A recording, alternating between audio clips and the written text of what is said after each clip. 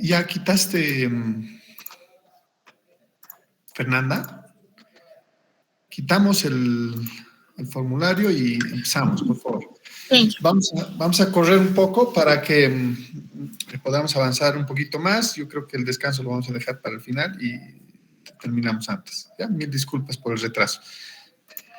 Bien, entonces, otro modo de falla es por volteo, ¿no?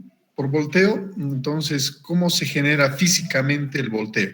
Vemos aquí orientaciones en esta gráfica de la mano izquierda que ustedes tienen. Vemos la estructura del macizo rocoso tiene unas orientaciones que están casi opuestas al corte. Este es, en realidad, voy a pintar aquí.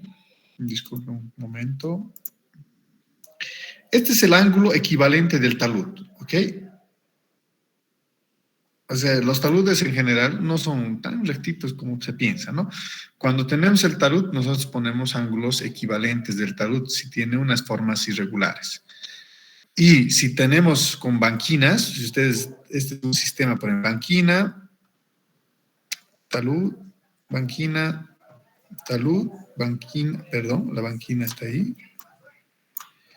talud. Digamos, este es un talud y aquí está una carretera, ¿ok? Entonces, el talud representativo de este talud, que le llamamos talud general, es generar una línea desde el punto, en este caso, del coronamiento del talud, que es donde he iniciado, no importa por dónde pase, hasta el pie del talud, que es esta zona de acá. Entonces, este es el pie. Y este es el coronamiento, ¿sí? Ah, pero tenemos taludes pequeños, que son banquinas. Ok, entonces, este es el talud general en verde, y en rojo son los cortes que yo he generado, y tenemos unos taludes específicos, ¿ya?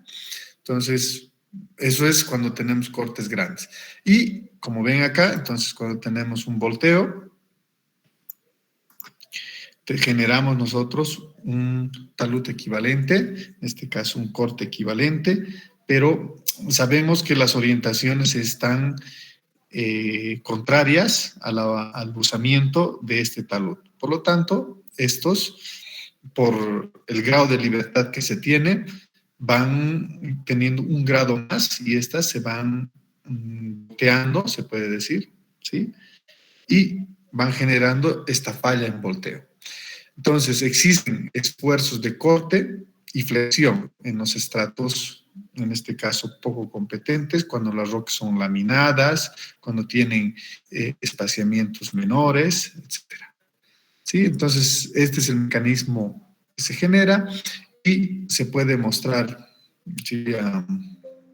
Descartar, sentar. Entonces, tendremos ese mecanismo, tenemos aquí el talud, ¿sí? El corte, siempre si tiene F es de phase, ¿no? Del inglés. Y tendremos aquí el equilibrio de fuerzas que se tiene. Entonces, el modelo en sí es como un modelo en viga, en voladizo, y los esfuerzos de tracción anulados por los esfuerzos de corte. ¿Sí? Entonces, estos esfuerzos de tracción que tenemos y esfuerzos de corte. ¿Ok? Entonces, y el equilibrio encontramos cuando conseguimos que este ángulo, que es este de acá en esta figura, sea igual o mayor al phi, ¿no? En este caso es el ángulo que está como este ángulo. Tenemos la tensión normal, ¿sí? Y el tensor con cierta dirección. Vemos cómo representamos una proyección estereográfica, un polo grande. Habíamos dicho que esta es el talud, ¿sí? El talud tiene un buzamiento beta, que estaría representado acá. Y el plano que va a generar este plano que ustedes ven acá, todo esta familia de orientaciones, o estas de acá, representados en un polo, va a ser en azul. Lógicamente está contrario, ¿no? En falla plana tendría que estar en la misma dirección de buzamiento. En este caso está de forma contraria, 180 grados con esa dirección. Entonces, y tendremos el ángulo básico a partir de esa cara. Ese ángulo básico es este. ¿Sí? Medimos. Si nos dan un ángulo básico de 30 grados, o de aquí, bueno, 30 grados tendremos aquí 10, 20, 30, 40, 50, 60, ¿sí? Grados. Entonces, a partir de ahí comenzaríamos con más menos 20, ¿no? Esto también tiene más menos 20, como hemos visto en la falla plana. Entonces, si cae en esta área, quiere decir que tenemos falla por volteo. ¿Sí? Lo vamos a ver mejor acá. Vamos a hacer este ejemplo en el DIPS. ¿Sí? Buscamos el DIPS aquí. Esto, abrimos otra hoja. ¿Ok? Y empezamos a dibujar. Tenemos un plano de estratificación de 80-60, ¿ok? Le vamos a llamar S. Aquí cambiamos a Deep Direction 20, 210. Ok. Ok. Hacemos otro plano, en este caso el otro que va a ser K1. Ah, no, ya hicimos 2010, estratificación también. A ver, me he equivocado. A ver, ¿cuál hicimos? S, no, al de S le he puesto otro. Vamos a cambiar acá, ¿ya? El de S era 80. No estoy concentrado, disculpen. 60. 60, ok. Y ese, perdón, vamos a cambiarlo siempre rojito, un poco para diferenciar la cara. Muy bien. El otro, K1, vamos a introducir su buzamiento y ahora la dirección de buzamiento 210. Ok. Vamos a adicionar uno, no importa dónde pinchemos, 42, K2, 78, 310. Okay. Está bien, ¿no? Entonces vamos a poner otro color azul.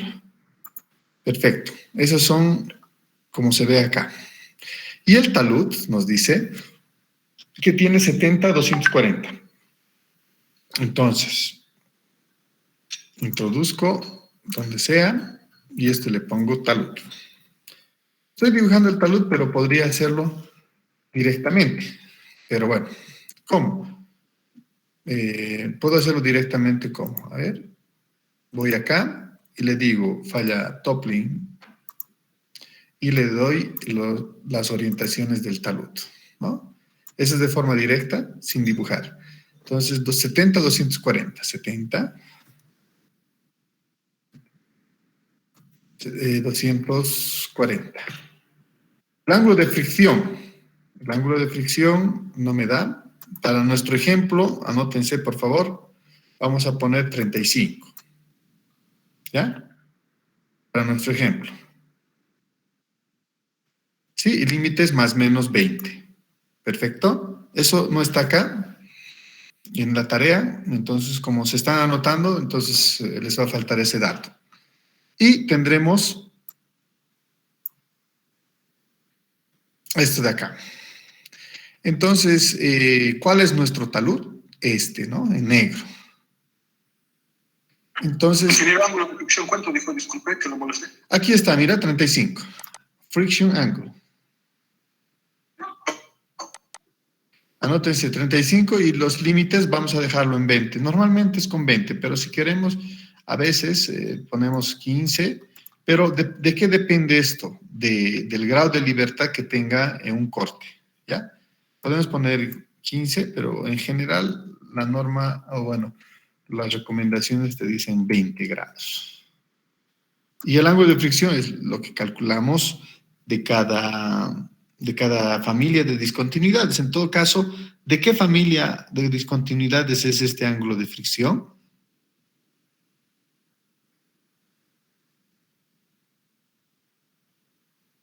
Aquí, ¿no?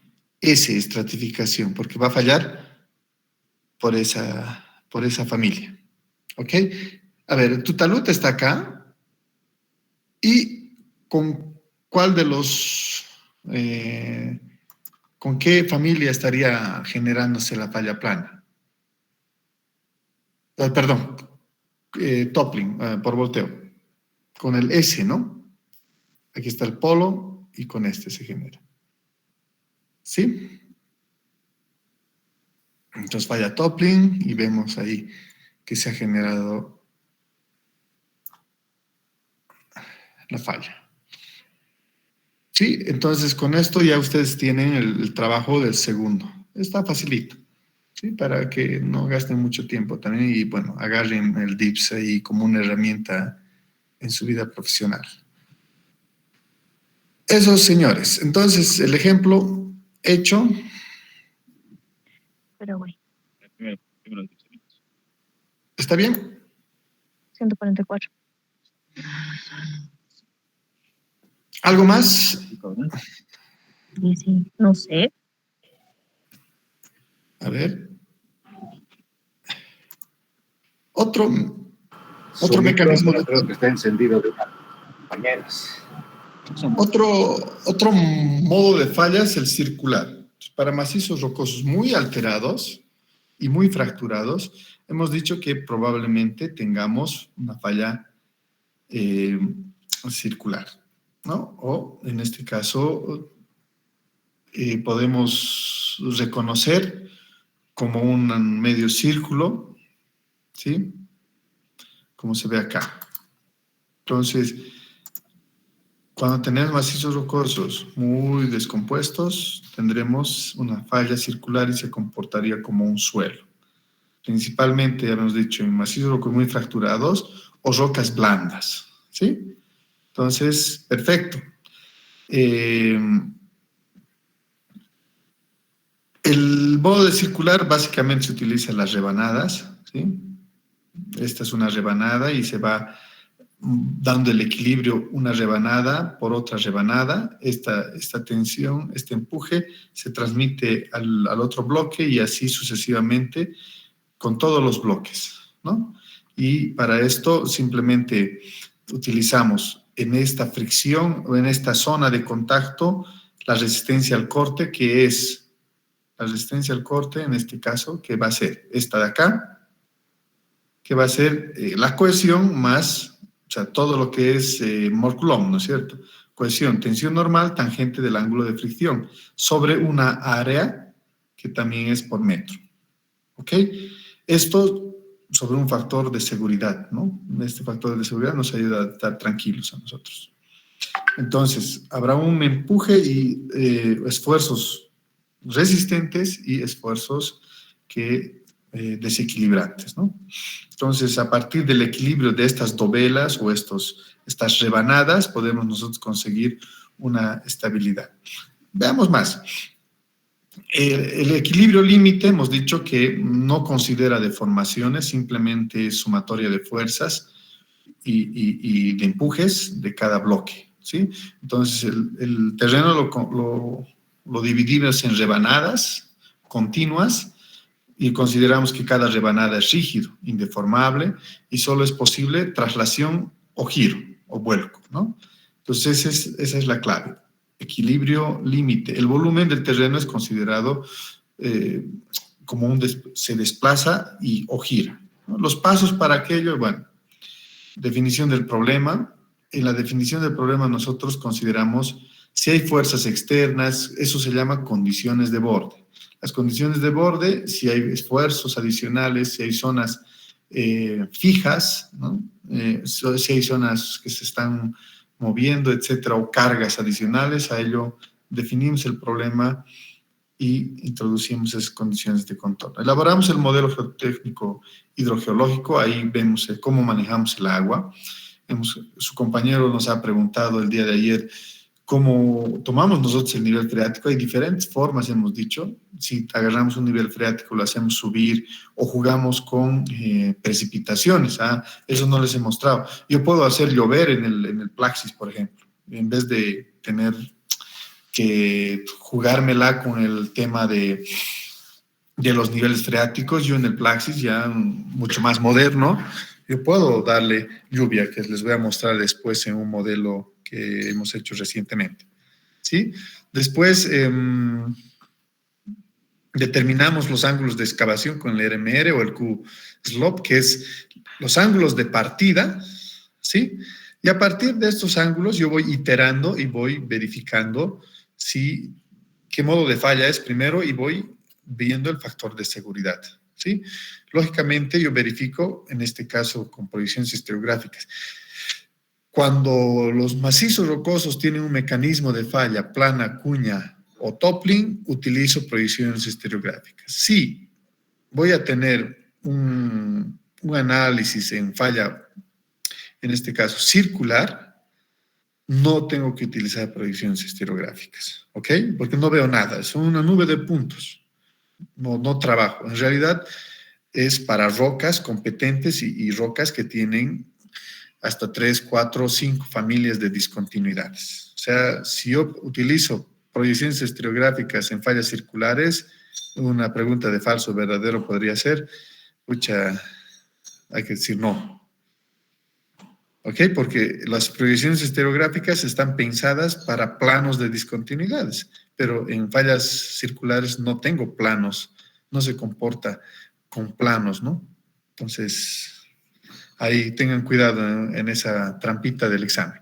Criterios de diseño, entonces, agarro un factor de seguridad, las normas me proporcionan a mí ciertos factores de seguridad. Les voy a mostrar un diseño que hice ahora para ver cómo llueve o no llueve y ver ese efecto, ¿ok? Parámetros geomecánicos, característicos, y debemos justificar aquello mediante ensayos de campo y también laboratorio o visitas en obra. Por ejemplo, esta mañana, o les he mostrado hace un momento unas fotografías de los taludes del Ticti, que es el del kilómetro 4, la carretera a la petrolera, ¿sí? Entonces hay un talud dos taludes que se están deslizando, son activos y han visto esos planos de falla. En general pueden ser planos, como han visto en esa fotografía, o zonas de falla, ¿no? Con material triturado, etcétera, y ese material triturado se llama milonita. Entonces puede ser un estrato potente, o sea, de 30, 40, 50, un metro, y todo aquello. Determinar entonces después como 7 las cargas y el efecto de las cargas. Yo cargo y puedo ver después la determinación de la resistencia y el efecto de esas cargas. A partir de aquello tengo un factor de seguridad y unas conclusiones y recomendaciones. Entonces, eso es un análisis. Voy a mostrarles, mejor terminemos para mostrarles un proyecto en sí. ¿Les parece? Porque tenemos todavía bastante. Sí, mejor avancemos y después les muestro un proyecto que hice, que ahora me he acordado que está completo. Bien, entonces tendremos ese análisis de estado límite, funciona para todo, y tenemos aquí un modelo de falla plana. Capítulo 7, While. Slope, el libro se llama Slope Engineering, ¿no? Que les he mostrado que es muy bueno. Tendremos entonces este modelo donde tenemos una grieta de tracción. Perdón, no he puesto mi puntero. Tenemos generalmente una grieta de tracción, ¿sí? En la cabecera del talud, esta es la zona de la cabecera del talud, esta es la cara del talud, este es el pie del talud, ¿sí? Cabecera, cara y pie del talud. Ok, tenemos una grieta y aquí vemos el nivel de agua. Si tenemos un punto y aquí en la cara del talud vemos otro punto, entonces abatimos ese y conseguimos tener aproximadamente un nivel freático. La altura del talud, como ustedes ven, ¿sí? Desde el coronamiento hasta el pie del talud. Esa es la altura total. La inclinación, este ángulo, con F siempre, de phase, y tendremos el plano de rotura con este de acá, P. Muy bien. PP y el ángulo de fricción. ¿Qué tenemos en la parte superior? Siempre vamos a tener las tensiones normales, que están todo en este paréntesis, ¿sí? Y aquí tenemos la cohesión y esta tensión normal está multiplicada por la tangente de phi. Es básicamente el criterio de rotura de Mohr-Coulomb, ¿no es cierto? ¿Qué tenemos en las fuerzas resistentes? Tau, ¿no? Cohesión, más sigma n por tangente de phi. Ok, déjenme cambiar un poquito.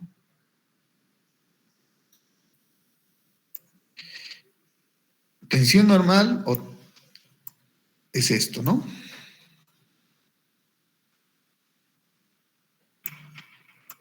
Tangente aplicado sobre un área. Este es el área que vamos a tener, ¿no? Perfecto, entonces las tensiones resistentes son estas. Si dibujamos aquí, son estas. Y el factor de seguridad simplemente son la resistencia movilizada R, que es todo lo que estoy hablando, que es esta en realidad. Ya no es tau, sino va a ser R. Y las fuerzas desestabilizadoras, que es básicamente el peso del bloque más esta fuerza B, que es función de la presión de agua, y esta fuerza U, que también es función del agua. Esta tiene esta dirección desestabilizadora, esta tiene esta desestabilizadora también, y el peso, que es esta W. ¿Ok? Ok, pero la tensión normal, ¿sí? Esta tensión N es la componente del peso de este W por coseno, en este caso, porque estamos de este plano, estamos cambiando de este plano, ¿no? Entonces, menos U, ¿sí? La presión tiene un componente, en este caso U va a ser perpendicular, o sea, no hay componente de U, menos la componente de V, que es esta horizontal que tenemos acá, y lo trasladamos y tendremos dos componentes. Uno que es seno y uno que es coseno, que estaría en las fuerzas desestabilizadoras.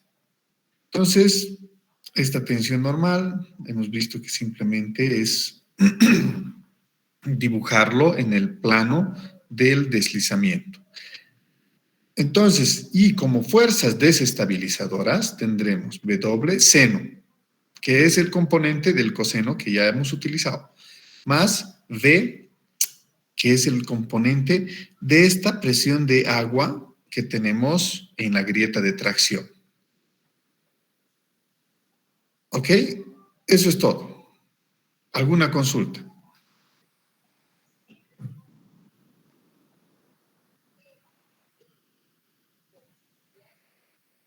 ¿Alguna consulta?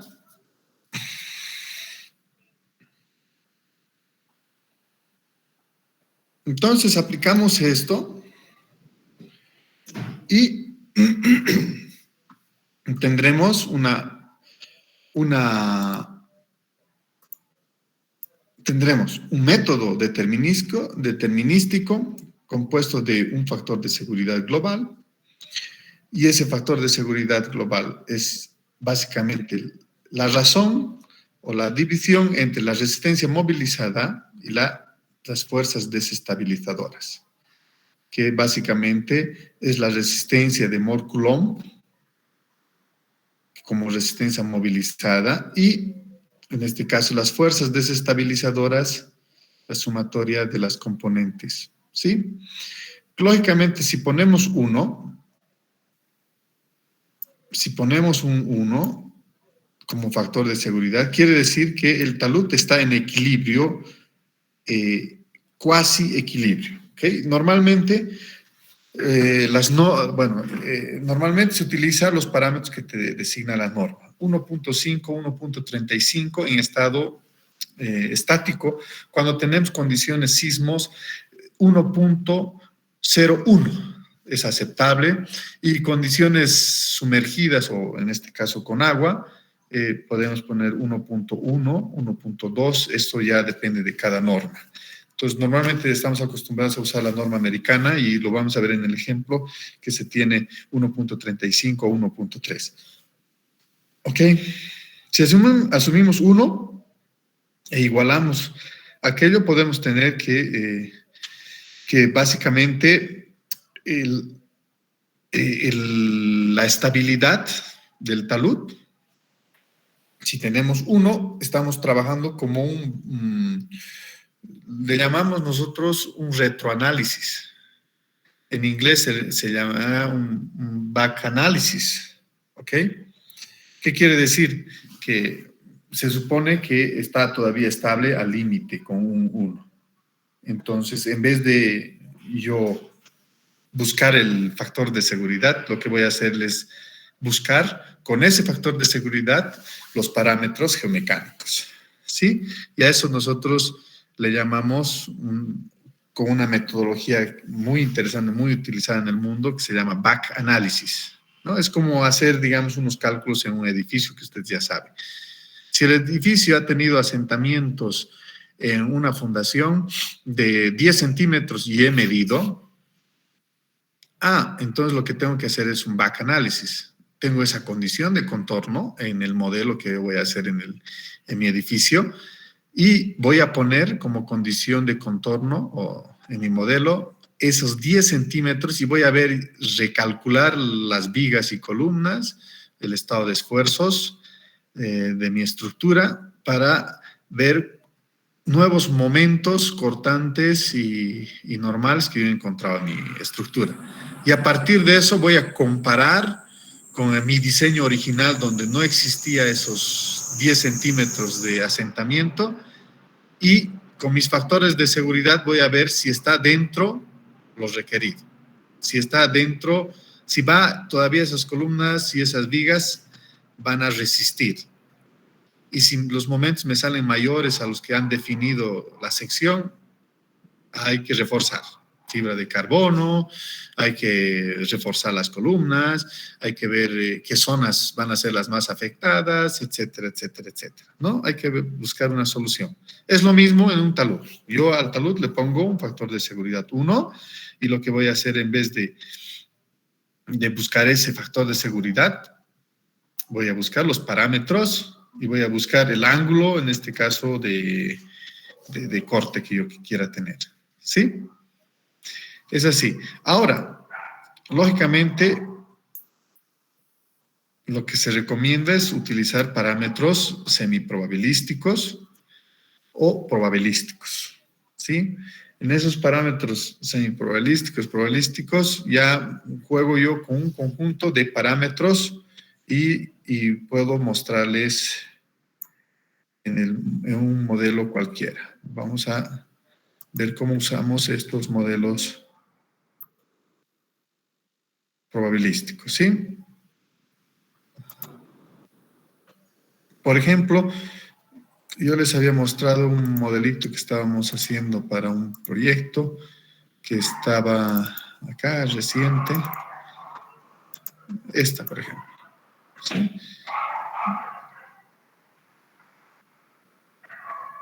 Este es un análisis de equilibrio. Lógicamente, aquí, para decirle al programa que me busque fallas adecuadas, yo en Project Setting, yo voy y le digo, por favor, que lógicamente el deslizamiento sea en este sentido, porque puede ser en el otro, ¿ok? propiedades del suelo, escenarios, métodos. Ahí yo utilizo cualquiera de los métodos. El agua ya hemos visto que vamos a poner una superficie, no es tan relevante en este caso. Métodos y estadísticos, ¿ok? Aquí le pongo probabilístico, ¿ya? Utilizo cualquiera de los métodos, el más conocido es Monte Carlo, números de samples, 1000, yo ahí veo un poco y juego con aquello, ¿ok? Bien, entonces voy a hacer un análisis probabilístico. Antes debo decirle, las superficies de rotura que yo estoy buscando, como es roca, va a ser refinado primero, no va a ser circular, ¿ok?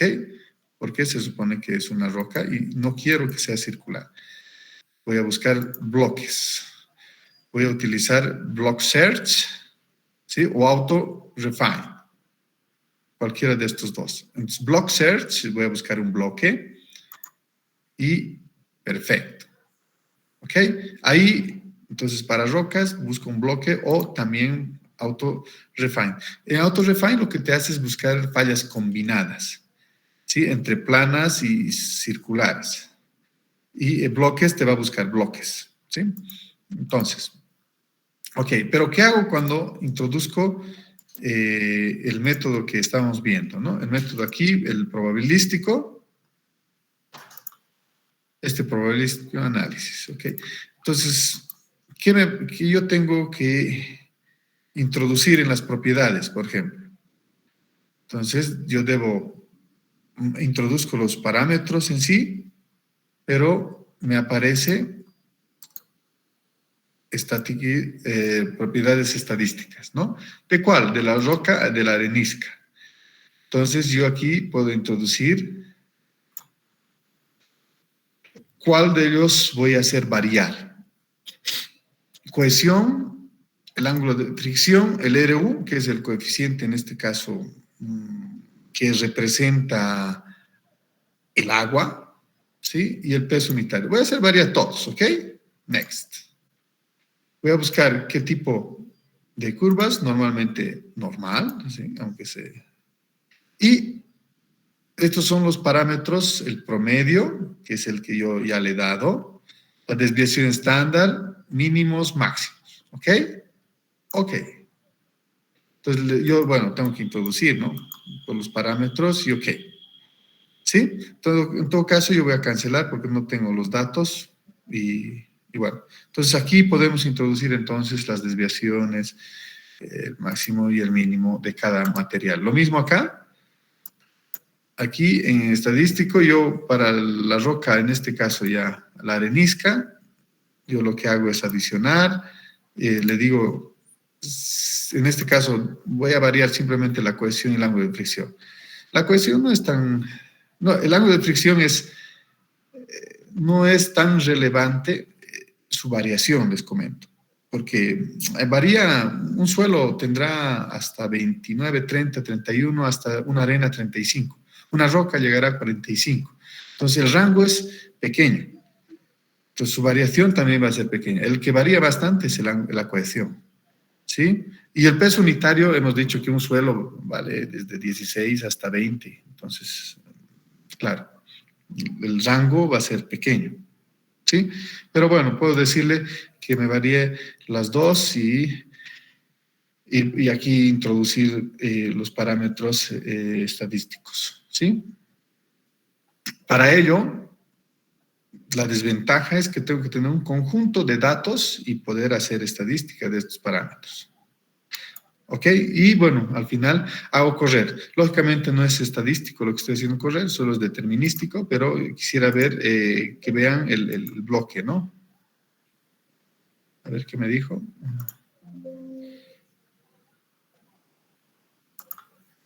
A ver, déjeme ver por qué me ha corrido. Monte Carlo, bueno, tiene que ser nomás. Lo voy a volver a análisis sensitivo y en este caso el agua, a ver, vamos a ver dónde está el agua, groundwater, surface, ok. Surface no hemos definido, entonces voy a poner el coeficiente RU, ok.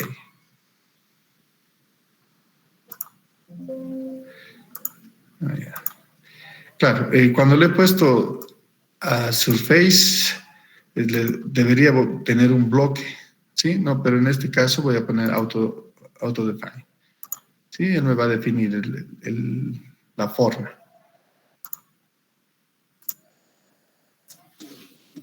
Sí, ahí era el problema. Estaba analizando solo un bloque que ya preexistente. Yo debería dibujar ese bloque. Y como ven, no es totalmente circular, ¿sí? Tiene formas que no es totalmente circular. Sí, ahí el menor es 1.2, ¿sí? Y si queremos ver más todos los planos de falla, ven aquí con colorcitos,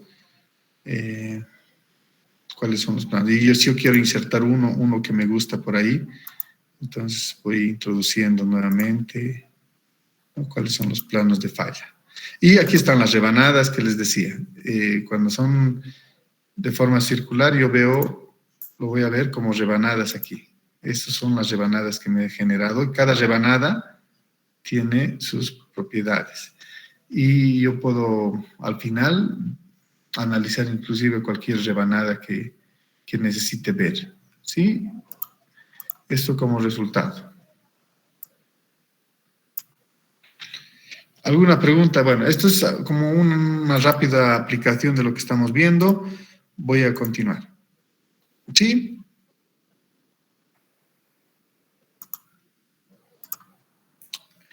Entonces, algunas normas nos dicen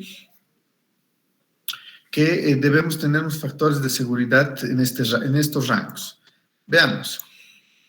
Estados de acciones de carga, ¿no? Es como un edificio. A un edificio voy a cargar, como dice la norma ACI, la ACI me dice carga viva, carga muerta, póngale unos factores de 1.4, 1.2, etcétera, etcétera. Lo mismo, tendré peso propio seco, de 1.4 a 1.5, factor global. Peso propio más saturación, 1.2 a 1.3. Peso propio sismo, ok, de 1.1 a 1.2.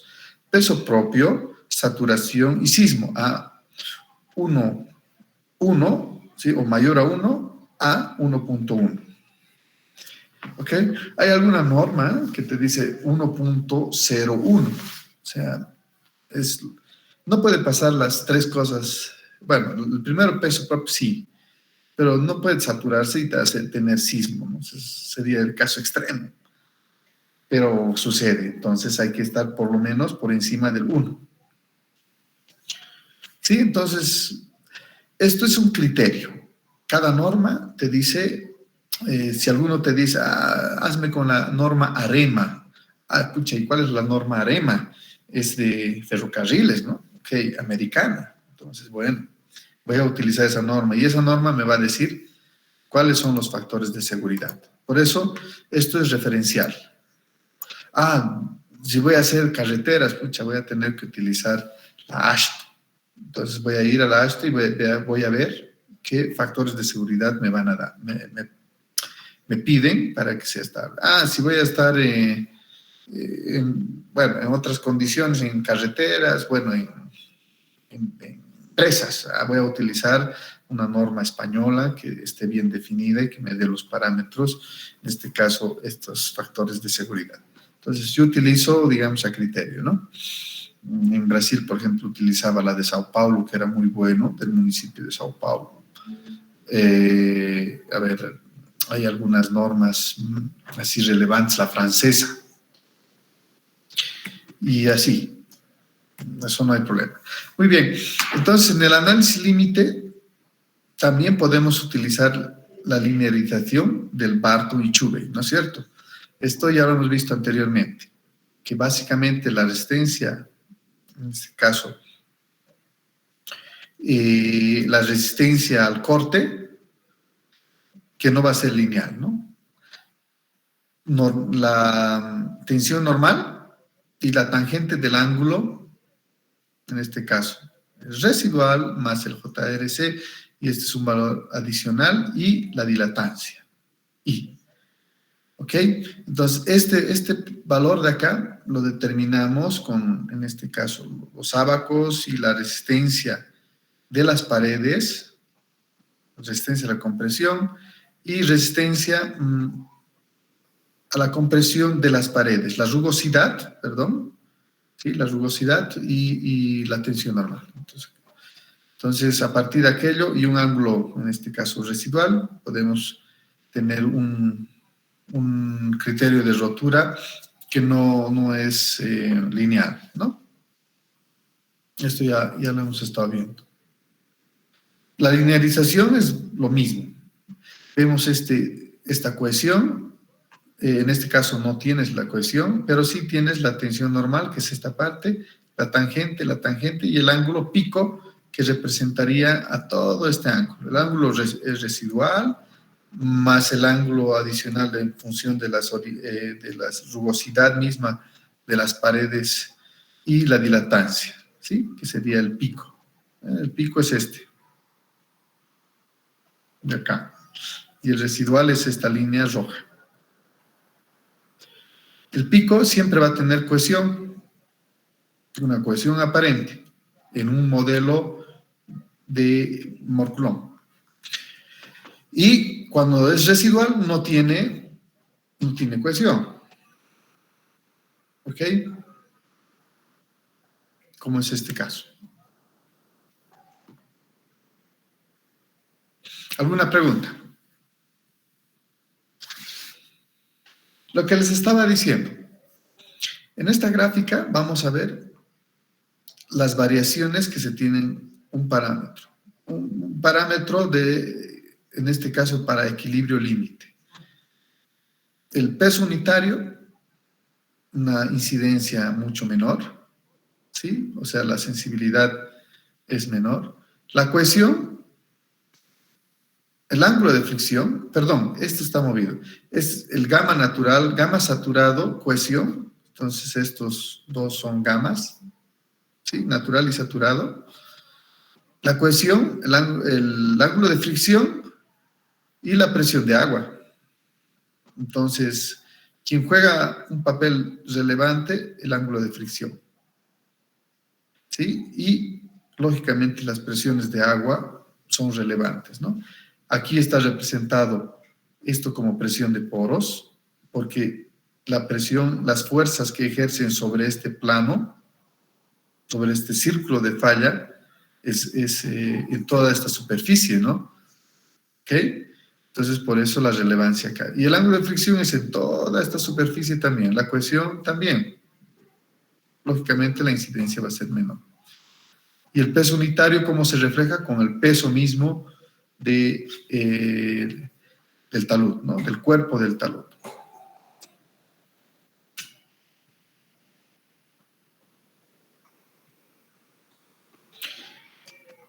Ok.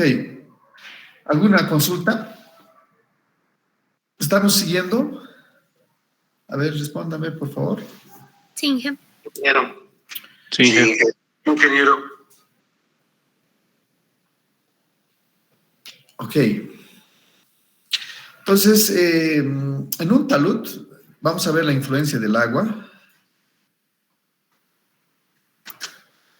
La influencia del agua en un talud es básicamente se refleja en este pequeño modelo de unas perforaciones, ¿no? Tenemos dos boreholes, que serían perforaciones, y tenemos una superficie del agua. Entonces, yo voy a campo, hago mi perforación y pongo un piezómetro de casa grande acá, que básicamente es un tubo donde yo meto una sonda y digo, ¿a qué nivel está el agua? Lo mismo acá. Entonces, periódicamente yo voy ir a medir, digamos, desde la superficie en qué profundidad está, y por el ciclo del agua, de infiltración, precipitación, etcétera, yo voy cambiando los niveles de agua, ¿no? Entonces, esta zona será no saturada y esta zona será saturada. Lógicamente, nosotros ponemos una línea, es una zona en realidad, ¿no? Una zona saturada a no saturada pasa por unos metros todavía de saturación, no es una lámina en sí, ¿no? Pero en la perforación reflejamos como una lámina. Perfecto. Entonces tendré aquí una presión P1 gamma, ¿sí? Que sería la altura en función a H, y H es la referencia que tenemos acá en la gráfica. Y aquí tendremos otra presión, que sería P2 por gamma, ¿no? Que está en función a H, H2. Y la longitud, en este caso, tendríamos una área de investigación que nosotros vamos a tomar.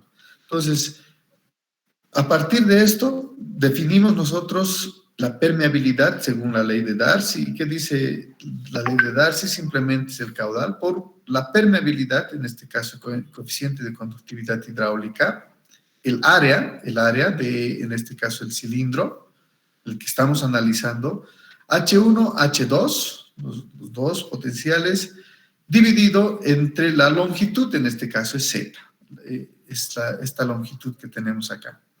¿Sí? L o longitud, en este caso no es Z, es L, ¿no?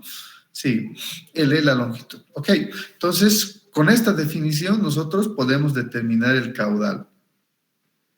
En este caso, en un modelo, y vamos a reflejar este abatimiento. Hay otros modelos mucho más, en este caso solo estamos aplicando Darcy. Hay, por ejemplo, la ley de Dupuit, que uno puede determinar acá también los caudales en 2 dimensiones.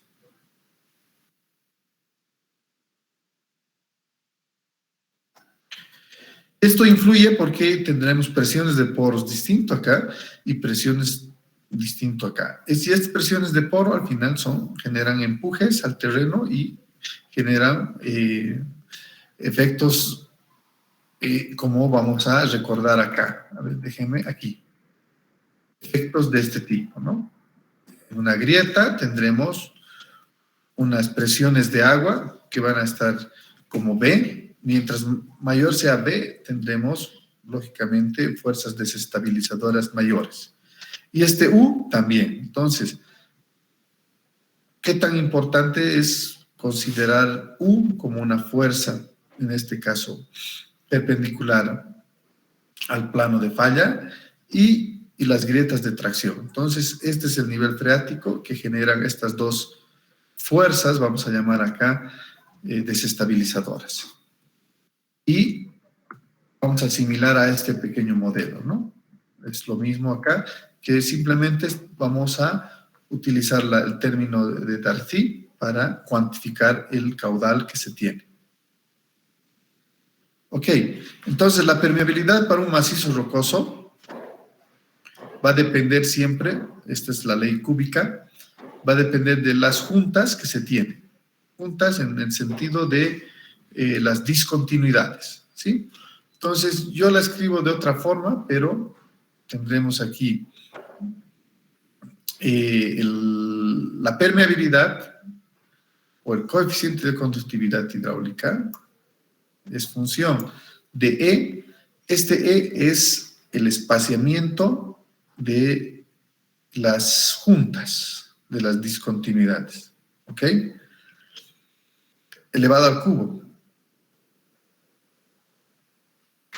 Antes de esto, yo creo que les he mostrado, déjenme un ratito buscar,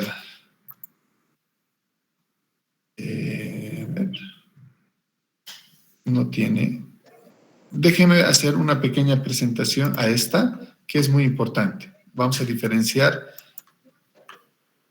3 aspectos y los tengo acá en otra presentación y los voy a copiar, ¿ya?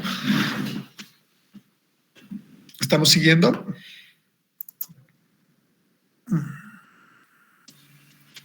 ¿Me responden, porfa?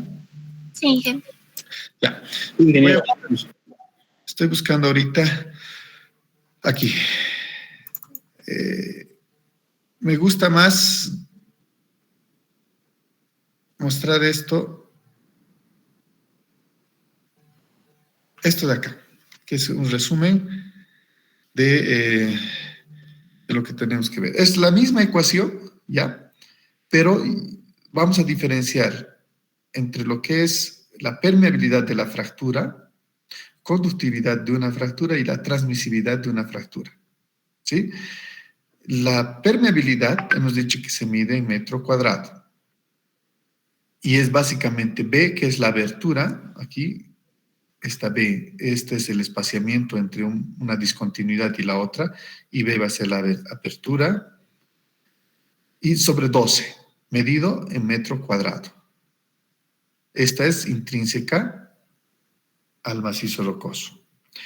Ahora, la conductividad hidráulica, que estaba escrito anteriormente, es la densidad, la gravedad, que es el gamma en realidad, por B, en este caso al cuadrado, y B al cuadrado es lo mismo que acá. O sea, este término lo ven reflejado acá, ¿no? O escrito de otra forma. Y aquí tenemos un término que es la viscosidad. Puede ser agua, puede ser cualquier fluido. Y la transmisividad sería al cubo, pues, lógicamente en un espacio 3D.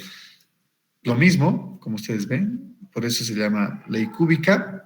Y tenemos aquí, en este caso, la diferencia que está simplemente al cubo. Entonces, la viscosidad se mantiene en estos dos parámetros, ¿sí? Y esta es la ecuación que definiría, en todo caso, la diferencia entre permeabilidad de una fractura, conductividad de una fractura y transmisividad de una fractura, ¿ok?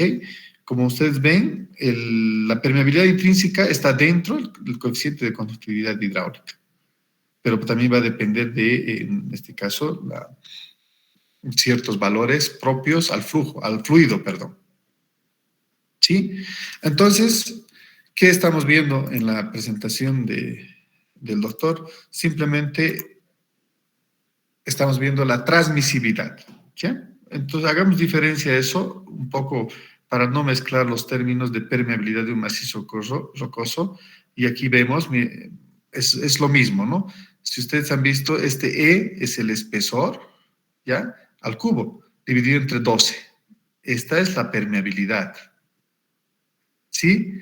Este factor de acá es en este caso, la viscosidad dinámica del fluido, ¿sí? Entonces, hagamos esa diferencia. ¿Ok? Ahora, lógicamente podemos determinar a partir de ábacos, en función a que la permeabilidad acá en centímetros segundo, voy a... Un cachito.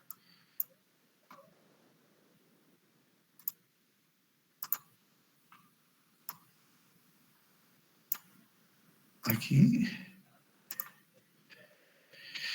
El B, que llamamos, el E es en realidad los espaciamientos. Es otra forma, digamos, otra nomenclatura, ¿no? Entonces, no vamos a confundir. Voy a introducir la lámina que les he mostrado antes, ya, para no confundirnos un poco. Pero hagamos la relación.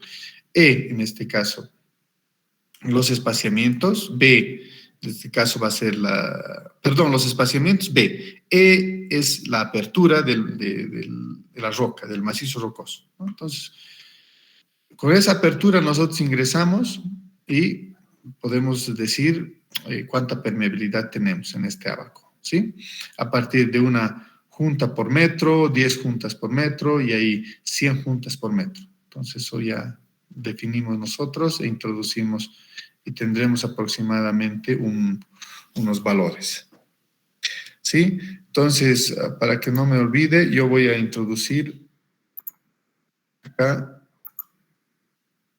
voy a sacar esto y voy a introducir lo que les he mostrado, que es esto.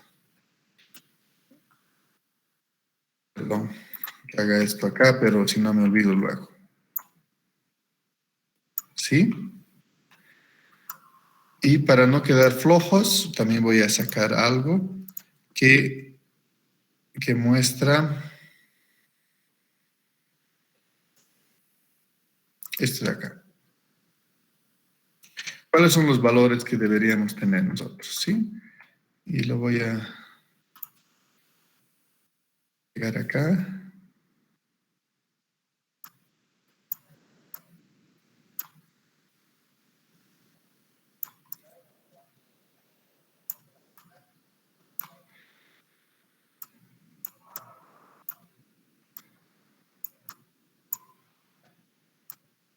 Entonces es importante ver la diferencia de estos tres parámetros, ¿sí?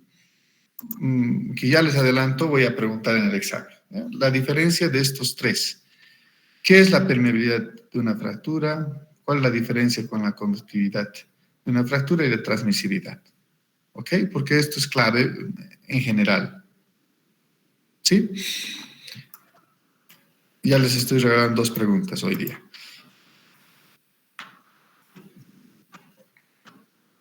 Bien, entonces,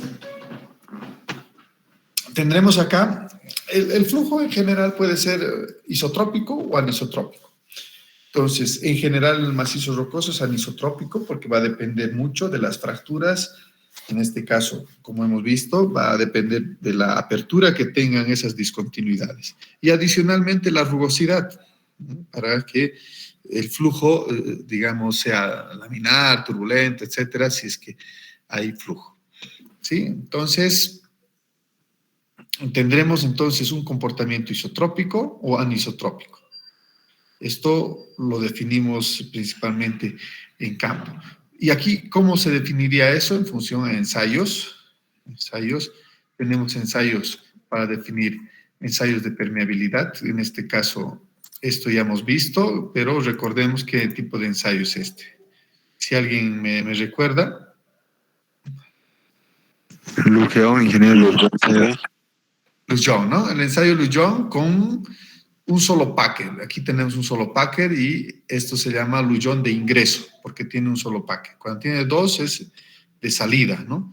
Tiene 2, entonces, perfecto. Aquí tenemos una perforación, tenemos un obturador o packer, en español obturador y packer en inglés. Obturamos, tenemos una zona de generación y de lectura, en este caso de flujo, y una zona de ensayo y introducimos con una bomba, controlamos el flow meter, que sería el volumen, el volumen sí, y controlamos la presión. A partir de esos 2 parámetros hacemos el ensayo y básicamente lo que controlamos es el incremento de presión, en este caso de agua. Y a partir de ello, mediante varios ciclos de inyección de agua, nosotros calculamos el Lujon, que a partir del creador, Lujon, le llamamos L, y bueno, la unidad es L, Lujon, y tendremos nosotros el valor Lujon y convertimos eso a un coeficiente de conductividad hidráulica, ¿sí? La presión de ensayo va a ser PE, eso ya recordamos, una presión estándar o de referencia, 1, un MPa acá. Tendremos el caudal introducido y la longitud del tramo, en este caso es esta longitud de test que dice aquí, o sección de test, ¿no? Esta L de acá, L minúscula normalmente notamos aquí. Perfecto, y a eso le llamamos lujones, ¿no? Y esos lo podemos convertir, el lujon, a metros sobre segundo. ¿Qué sería metros sobre segundo? ¿De qué estoy hablando? Estoy hablando de permeabilidad, transmisividad o coeficiente de conductividad hidráulica. Pregunto. Conductividad hidráulica. Perfecto. Conductividad hidráulica, ¿no? Porque hemos dicho la permeabilidad intrínseca se mide en área. Y en metro cuadrado segundo estaríamos hablando de transmisividad, ¿no? Ok, análisis de estado límite. En estado seco o con agua. Lógicamente el agua hay que considerar. Siempre va a haber precipitaciones y es un gatillo, como decimos así, para la estabilidad de taludes. ¿Sí? Entonces, los factores de seguridad que determinemos en estado seco son otros y con agua son otros. Por lo tanto, esa agua debemos considerar siempre como esas fuerzas desestabilizadoras que tenemos en nuestro modelo. ¿Ok? Veamos el agua más un plano de deslizamiento. V, que va a ser el agua en sí, en la grieta, y U, que está como presión de levante, entre comillas, que se genera sobre el bloque que estamos analizando. ¿Sí? También presiones. Y lo más relevante que está pintado acá es que este valor de acá debe ser el mismo valor de acá. No puede ser uno más grande y otro más pequeño, ¿no? Porque en este punto hay una única presión de agua. ¿Ok? Entonces, esto es importante. Lo mismo acá. Si tenemos un nivel de agua, entonces estas fuerzas V y estas fuerzas U van a tener un punto común que va a ser este. ¿Ya? Y a esta altura, en todo caso, esa presión va a ser básicamente el peso unitario del agua y el H, que sería en todo caso la altura, ¿no? Claro, en este caso va a ser el área, lo mismo de acá el área, y en este caso no va a ser el área, sino va a ser, en este caso, una altura, si es rectángulo o, bueno, dependiendo cómo se genere. Normalmente es un triángulo, ¿no? Y bueno, ahí anda la diferencia entre verano e invierno, por el ciclo mismo hidrológico. Cuando no tenemos estos datos del nivel de agua, utilizamos un parámetro que es el RU, que lo vamos a ver después, ¿no? Eso hay que considerar un poco. Bueno, después otro elemento gatillo es utilizar el sismo, ¿no? El coeficiente sísmico, que normalmente lo disgregamos o utilizamos el método pseudoestático, y para ello utilizamos un KB y un KA, o B y H, ¿okay? Función a aceleraciones horizontales y verticales. Entonces, eso ya lo vamos a ver en el ejemplo posterior, ¿sí? Esos valores, antes, entonces, ya que muestra acá esos valores, ¿dónde lo vemos en nuestro programa? Si vamos a utilizar, por ejemplo, este slide que es clásico, ponemos aquí en estadística, no, superficie, loading, ¿ya? ¿Ok? No, está bien acá. En seismic load, ¿ok? Cargas sísmicas, y ahí vemos qué coeficientes nosotros introducimos. Como hemos puesto estadísticos, voy a cambiar aquí. Este es el RU que les decía. Podemos poner superficies de agua, o RU, que es un coeficiente general global en función de la presión de poros, u otros. Y aquí elementos finitos, ¿no? Bueno, vamos a poner nomás superficie como estaba. Pero lo que les quería mostrar es sísmicos, ¿no? En coeficientes sísmicos podemos utilizar el pseudoestático, ¿sí? Y algunas normativas según el Army Corps u otros. Entonces, tensiones efectivas, ¿ok? Y ahí vemos que podemos introducir cargas, aquí loading, cargas sísmicas en horizontal y vertical. Aquí ya está con una carga horizontal de 0.07. ¿Ok? Esto es pseudoestático. Lo mismo que vemos en la presentación que tenemos, ¿sí? Acá tendremos PV-pH, ¿sí? A partir de ese PV-pH tenemos KB, KH, o sea, esos son los coeficientes sísmicos que utilizaríamos. Entonces, esos coeficientes en realidad están determinados por algunas normativas. En el país ya no se utilizan mucho esos factores. Lo que se están utilizando bastante son otros espectros, ¿sí? Ya se generan espectros, y para eso hay un software que se llama DEEP, ¿ya? DEEP, para poder determinar espectros, ¿no? Ese software lo utilizan bastante en la dinámica estructural o en dinámica también de suelos, ¿sí? Y bueno, es gratuito, entonces uno lo puede bajar sin problema. Entonces, en las normativas ya te dan espectros y a partir de esos espectros calculas, pero todavía te permiten utilizar estos métodos pseudoestáticos, ¿sí? Ahora, si utilizas los métodos pseudoestáticos, puedes utilizar esta ecuación donde puedes tener la aceleración, en este caso, puedes ver los datos del picos del Observatorio San Calixto, que es el único en Bolivia, ¿no? Los jesuitas lo han fundado, entonces hasta ahora funciona y es una referencia para el monitoreo de sismos. Entonces introducimos esa aceleración que nos pueden proporcionar ellos y en función al tipo de terreno y la propagación, también ir a unas tablas, podemos determinar estos parámetros y podemos determinar nuestro K.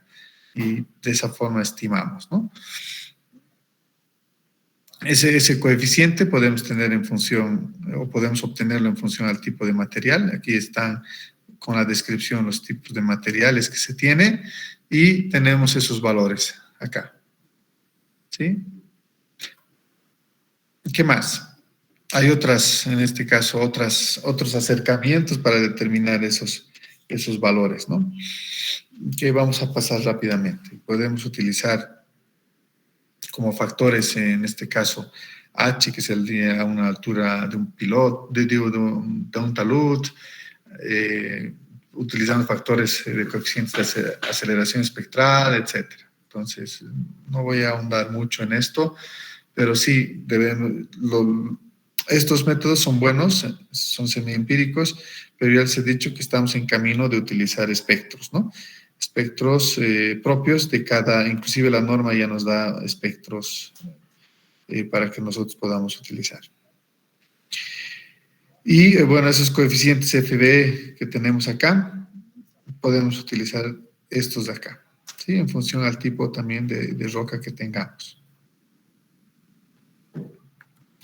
¿Sí? Y a partir en este caso, de la aceleración espectral que tengamos, el S1, y definimos nosotros los coeficientes, ¿no? Aquí tenemos todos esos coeficientes, ¿ok? Bueno, ¿hasta aquí alguna consulta? No, hija. Ya. Entonces, yo voy a pasar al caso práctico, ¿sí? Un poco antes de pasar al caso práctico, me voy a saltar esta parte sísmica, ¿ya? Porque la misma normativa ya te da algunos otros parámetros y hay que verlos con cuidado, ¿sí? Yo quiero irme directamente al ejemplo que se tiene aquí. Este ejemplo, a ver, este de acá. Es un talud, ¿ya? Sin anclaje, donde podemos ver que se tiene todos los parámetros que habíamos visto, ¿no? Presiones de agua, en este caso en la grieta y en la base de la superficie de falla. El peso, tenemos una altura del talud, tenemos la inclinación en la parte superior del talud, ¿sí? Y tenemos un corte y el plano de falla, el ángulo, ¿no?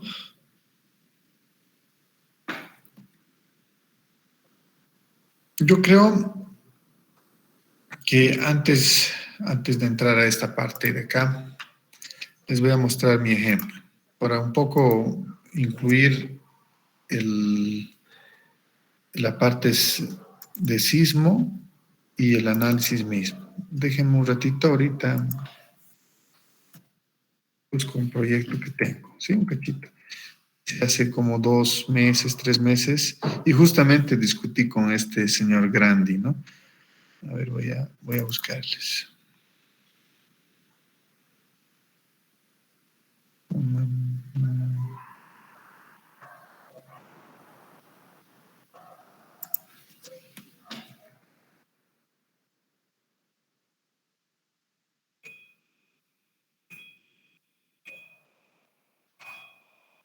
momentito.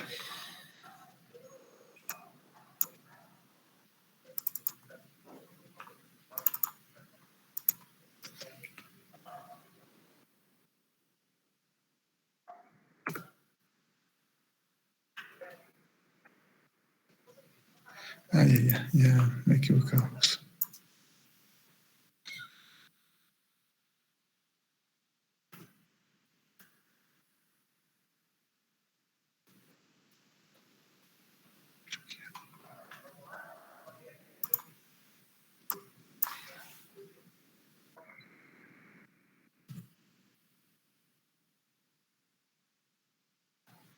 Ya ando perdido con la información, pero estoy buscando en un buscador ahí.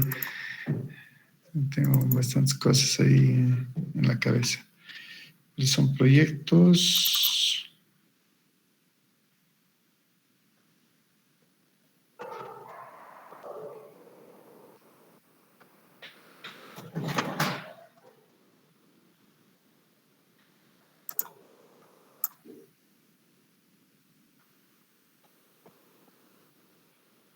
Hagamos un pequeño descansito mientras yo busco y les muestro este proyecto, ¿les parece?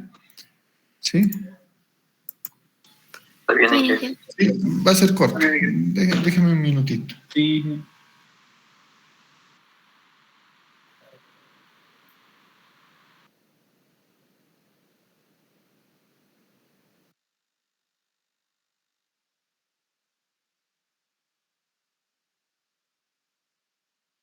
¿Ok? Es de diciembre del año pasado. ¿Me escuchan? Confírmeme, por favor. Sí, Sí, ingeniero, se le escucha. Es del año pasado, de diciembre del año pasado, para una minera. Es material, les puedo pasar parte del informe, no les puedo pasar todo porque es privado, ¿ok? Pero es una mina, en este caso, de relaves, ¿no? Depósitos de relaves secos. Entonces aquí nuestro revisor era el ingeniero justamente Grandi, en el de la presentación, este ingeniero que a ver, déjenme ver, este Grandi que está referenciado acá, ¿sí? Grandi, por la Guía Boliviana del Sismo. Ok. Y bueno, como siempre, unos antecedentes, los objetivos del informe, la ubicación. Esta es la ubicación y esta es en realidad la presa de relaves, que está marcada acá. Sí, está marcada ahí como muro, dice, y el área de relleno es este, ¿no? Entonces van a ir y depositar en esta zona y esto está ubicado en Potosí.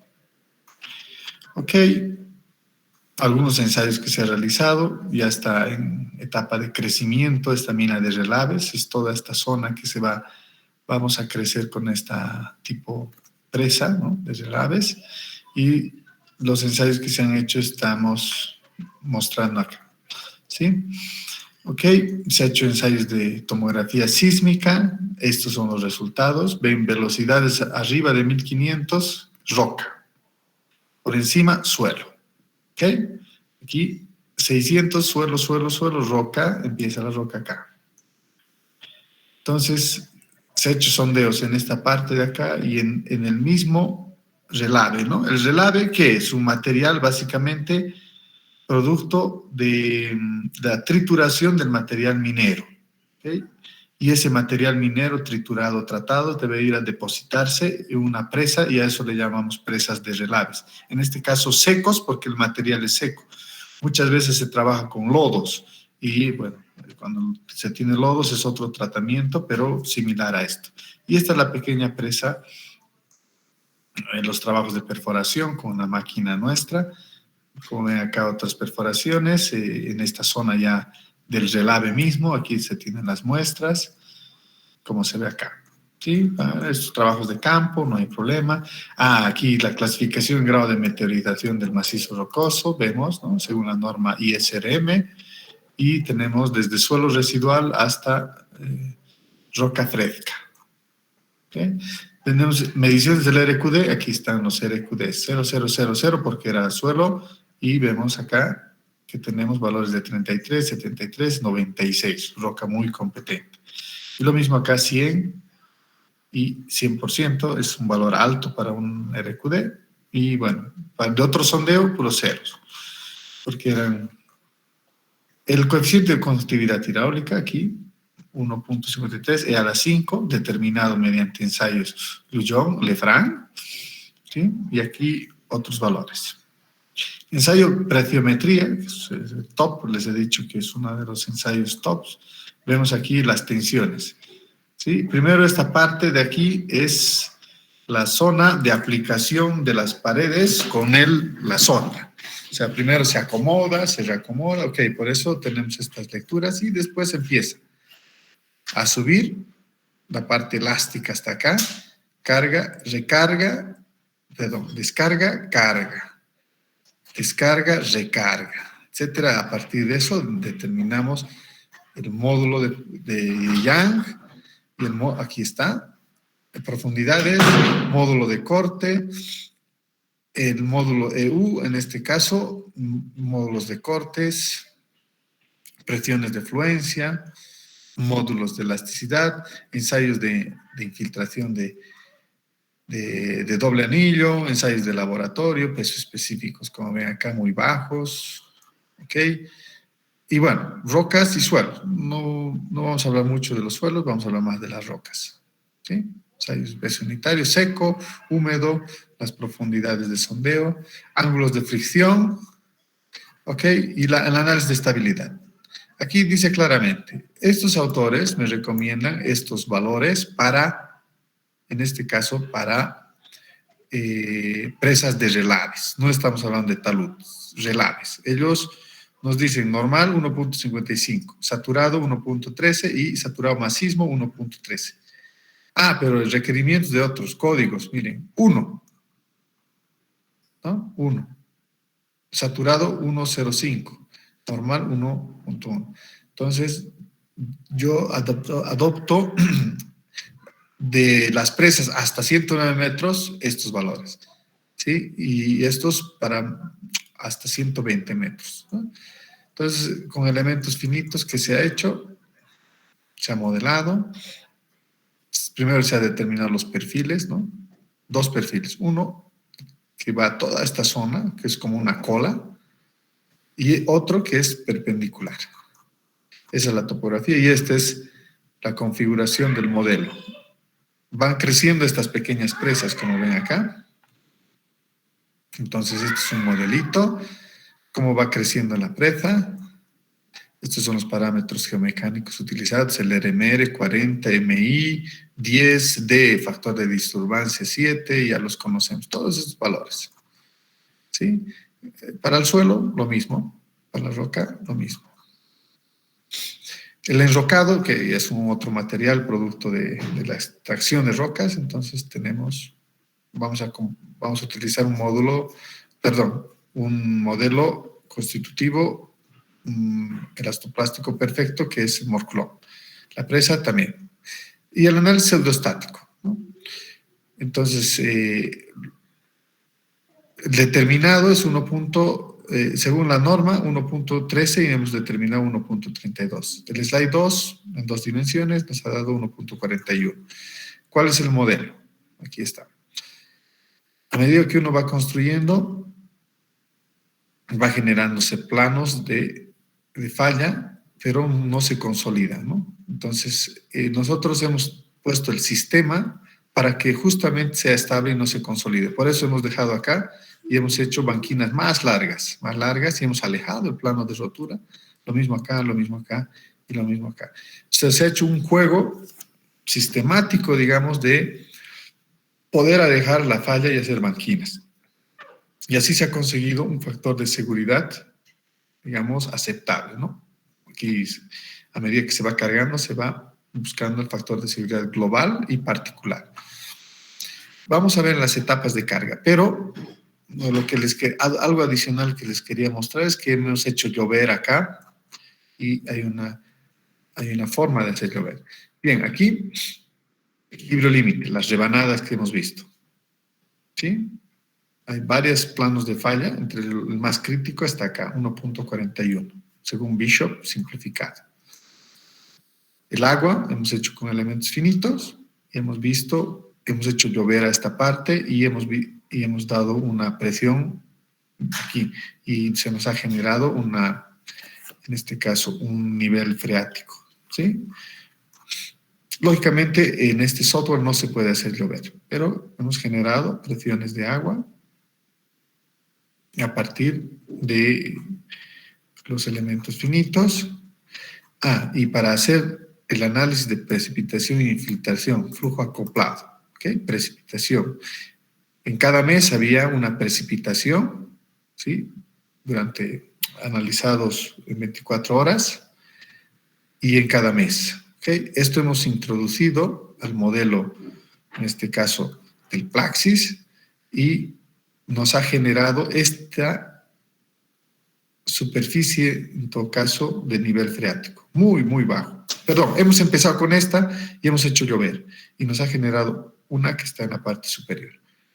¿Ok? Lógicamente hay bolsones de agua, que es producto de la infiltración. Entonces, es toda una zona badosa que se llama, y los niveles, como sube, miren, ¿no? Sube a la parte superior y esta es la parte inicial. Entonces, ¿en qué tiempo? Bueno, se ha hecho en 12 días, ¿no? Con unas precipitaciones altas según los datos recogidos de las estaciones, en este caso Chaquilla de Potosí, cerca de la zona. Y como vemos, los flujos acoplados, vemos que no son una línea, sino son zonas de saturación. Hay infiltración, entonces precipitación, infiltración, y vean que el nivel freático no es bonito como dibujamos, ¿no? Ya esto podemos ver en flujos acoplados. Aquí, precipitation, aquí vemos e introducimos los parámetros para hacer llover, ¿sí? Aquí el flujo de agua interno y las precipitaciones, y ahí introducimos los parámetros. ¿Okay? Entonces, esto quería mostrarles, que sí podemos hacer llover y nos resume mucho los problemas. Acá, equilibrio límite, simplemente vemos factores de seguridad, ¿sí? Y jugamos un poco con los niveles de agua para ver si es más crítico aquello. Lógicamente ahí también tenemos el sismo. No les he mostrado el sismo en el modelo acoplado, debería estar acá. El crecimiento, las etapas de carga son, esto ya está ejecutado, entonces hemos analizado. Se analiza, todo estable, ok, entonces pasamos al siguiente. Cargamos nuevamente otra pequeña presa y levantamos el cuerpo. Todo analizado, aquí ven deformaciones en el cuerpo, porque es donde se generan mayores, ¿no? Subimos una presa, analizamos en este caso desplazamientos verticales, horizontales, subimos, cargamos la presa. Entonces, reproducimos el modo constructivo. El agua, en este caso, estamos manteniendo acá. Y lo mismo. Vamos creciendo. En este caso, construimos 3 en 1, ¿sí? Para no hacer 1 por 1. Y vemos que se genera un plano de falla acá. Pero es estable, ¿no? No hay problema. Hemos determinado su factor de seguridad y es estable. Entonces, vamos creciendo más y así se generan otros planos de falla, pero manteniendo ese factor de seguridad. Y como ven acá, las deformaciones se generan en estas zonas, unas concentraciones. Crecemos más con pequeñas presas, se generan unos planos, ¿sí? Unos desplazamientos horizontales y verticales controlados. Y ahí vamos las etapas de carga. Vamos creciendo más, ¿sí? Crecemos la mina. La idea es tener más espacio para acumular ese material, ¿no? Factores de seguridad nunca menores a 1 porque fallarían, ¿sí? Y los refuerzos que hemos hecho cuando estaban empezando a fallar es generar aquí unas cargas en el pie de los taludes, en este caso, ¿no? Que serían escollera, material mucho más competente, más pesado, que ayudan a la estabilidad de todos los taludes que estamos analizando. ¿Sí? Y al final es con sismo, los desplazamientos esperados 0,57 metros. Claro, alturas tremendas, ¿no? O sea, es también alto. o sea, 0,46 metros, ¿no? En cada etapa de carga, un factor de seguridad. ¿Ok? Entonces, factores de seguridad, los asentamientos, desplazamientos esperados y, bueno, al final cómputos métricos, que esto ya no es muy relevante, y unas conclusiones ahí de todo el trabajo. ¿Ok? Esto es más o menos lo que se puede hacer en un modelo bien. Ahora, no, eso simplemente quería mostrarles. ¿Alguna pregunta o curiosidad respecto a este trabajo que se ha hecho? Aquí nuestro revisor era ese ingeniero grande, ¿no? Que da clase en la UMSA. Es más estructurista, pero bueno, aquí nos ha revisado un poco. ¿Alguna consulta sobre este proyecto en sí?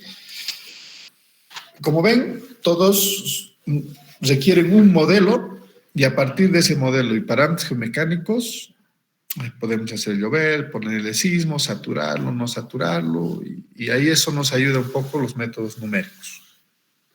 ¿Ok? Pero es clave ese levantamiento de campo. Básicamente aquí han visto todo lo que estamos viendo en las clases. Determinar el RQD, las perforaciones, hacer ensayos de laboratorio, qué tipos de ensayos de laboratorio, utilizar esos parámetros geomecánicos, ¿no? Por ejemplo, acá vamos a ver de Hook and Brown, por ejemplo, ¿no? RMI, RMRD, utilizar el RockLab, ensayos presiométricos, Poisson, etcétera.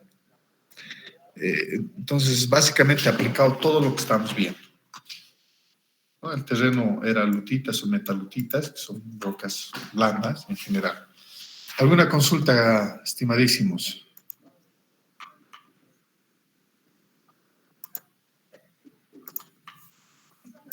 ¿Alguna consulta, curiosidad? Las presas de relaves están de moda en el mundo, ¿sí? Desde la caída de Brumadinho, ustedes conocen, ¿no? La historia de Brumadinho en Brasil. A partir de esa rotura donde han muerto muchas personas, ha generado unos colapsos en una zona, en Minas Gerais. Entonces, todo un revuelo en Brasil y en general la persona que ha ido a ser perito de parte del juez era mi profesor, el profesor Marcos Arroyo. Después se ha vuelto muy famoso, bueno, siempre ha sido famoso Marcos Arroyo, pero a partir, digamos, de haber identificado el problema de Brumadinho en Brasil, se ha hecho mucho más famoso, ha ido a disertar a todo el mundo, tiene unos papers interesantes de qué es lo que ha sucedido en esa presa de Brumadinho. Por eso las presas de relaves ahora están siendo bien estudiadas en Perú, donde hay mucha minería, en Argentina, en Chile, en Bolivia también, están siendo mucho más exigentes con las normativas y los análisis. Y la verdad, los clientes que hemos tenido de esta mina se han ido muy contentos con nosotros por haber, inclusive este modelo lo he charlado y lo he hablado con mi profesor Arroyo, ¿no? Que lo conozco y es muy amigo mío, chateamos ahí en el WhatsApp. Entonces está de moda este tema de presas de relaves, secos y húmedos. Que es básicamente estabilidad de taludes, lo que estamos viendo. ¿Alguna pregunta, estimadísimos?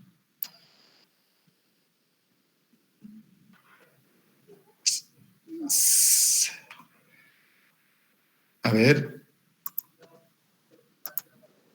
Ahora no voy a llamar lista. ¿Ya? Yo estoy ahorita viendo los tiempos. Hoy día es miércoles, jueves, viernes. Yo la verdad propongo a ustedes cerrar el tema, el examen, y ampliarlo por lo menos para el día martes, porque no vamos a concluir con el programa. Me gustaría terminar todo el programa y no sé si podemos trasladarlo del día sábado al día martes y tenemos hasta el 18 el examen final. No sé, ¿qué opinan? Estamos alargando un poco, pero Me parece interesante. Está bien. Sí, está bien. Está bien, Inge. Entonces, yo mañana voy a modificar, les voy a pasar el nuevo cronograma para que todos tengamos en mente. Como se ha ampliado un poco más este curso, tenemos hasta el 18, 19 que entregar las notas, ¿sí? Entonces, tenemos ahí unos días más y bueno, aprovecharemos en sacarle el jugo a este curso, ¿ok? Entonces, vamos a modificar. Yo mañana les presento la nueva fecha, va a ser martes, y el miércoles, jueves, como ya no van a entrar al final, yo entiendo que sí, entonces, todos tranquilos, ¿no? Al final estarán algunos ahí que se han descuidado, pero bueno. ¿Sí? ¿Práctica va a ser para cuándo, Inge? Eso mañana lo voy a presentar y con ustedes lo vamos a pulir. Sí, yo voy a hacer una propuesta y ustedes me dicen sí, no, ok. O sea, pero va a haber una clase práctica, ¿no? Aparte de las teóricas. La práctica sí que estamos hablando también la vamos a postergar, ¿ok? Porque no nos va a alcanzar el tiempo. Ahorita estamos con taludes, nos falta ver túneles, que es amplio, pero vamos a dar algo bien resumido. Y nos falta ver fundaciones. Entonces, no va a dar el tiempo. ¿Sí? Inge, está bien, Inge. Está bien, Inge. Está bien, ingeniero.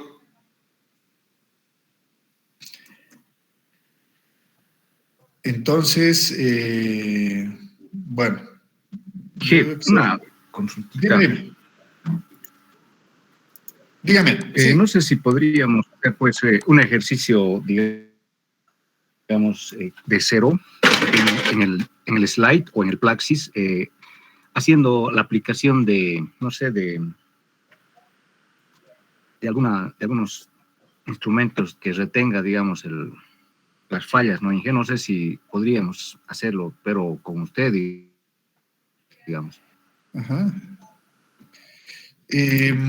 No sé si nos va a dar tiempo, pero con gusto hacemos. Con gusto hacemos. El Plaxis es un poco más complicado, pero hacemos. Entonces tenemos que apurarnos mucho, ¿no? Con esto. Entonces, no sé, lo podemos dejar esa práctica para el día sábado. Entonces, ¿por qué no se instalan un programa y hurgueteamos juntos? ¿Les parece?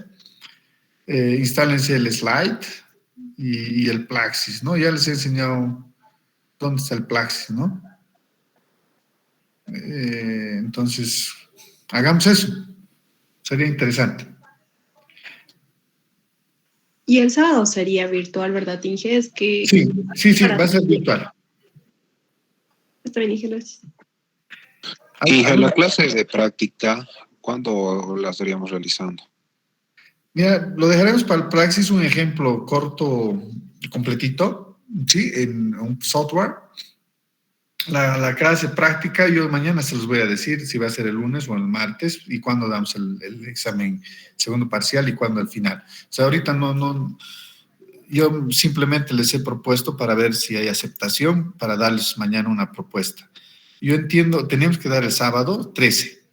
El lunes es 15, podríamos dar el martes 16 el examen segundo parcial. Así, el lunes podríamos hacer la práctica, puro ejercicios. Y tal vez hasta el sábado terminar la materia en realidad.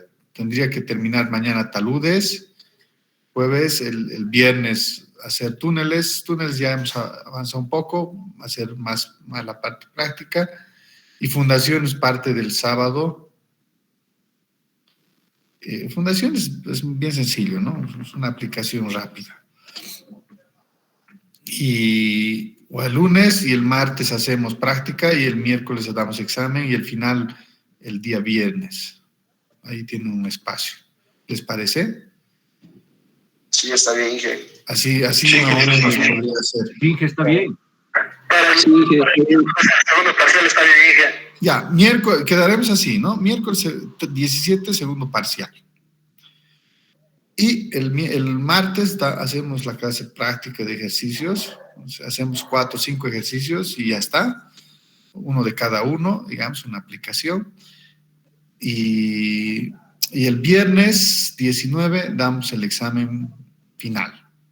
Y ahí ya murió todo. ¿Ok? Y ahí yo me bato con los exámenes, pues, pucha, tengo que revisar harto. Es bastante. ¿No quieren revisar sus exámenes? Sin contenido, entonces. Claro que sí, ingeniero, se puede. La retroalimentación, las técnicas modernas de la educación por competencias. Hay la coevaluación, la autoevaluación, entonces, bueno, que deberíamos aplicar, pero es un poco rígido todavía la San Simón a esas nuevas metodologías. Bueno. Autoevaluación, ingeniero.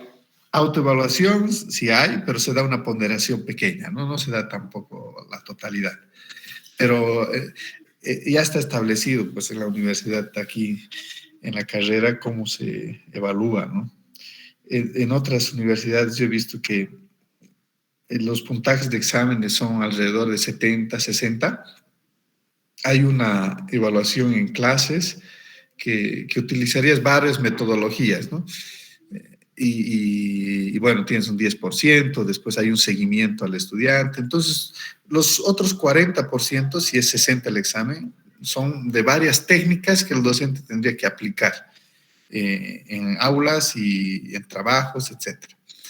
Entonces, lógicamente es mucho más dinámico, pero tenemos que entender que somos ahorita 142, por ejemplo, ahorita, ¿no? Somos casi 142. Claro, todos somos 180 en el curso.